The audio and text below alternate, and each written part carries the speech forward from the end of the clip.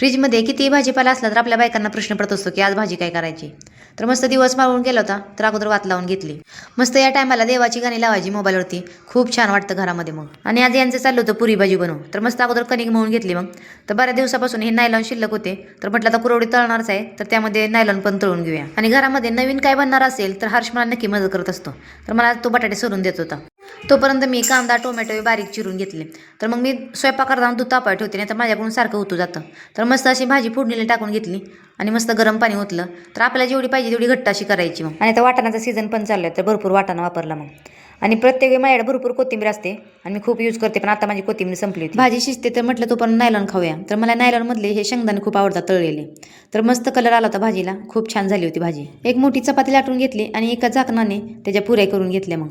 तर हर्ष आता बाहेर गेला होता नाहीतर तो पुऱ्या तळायला आलाच असता बघा. तर मस्त टम्म फुगल्या होत्या पुऱ्या. सगळ्या पुऱ्या लाटून घेतल्या आणि मस्त असं जेवण केलं. तर बाय.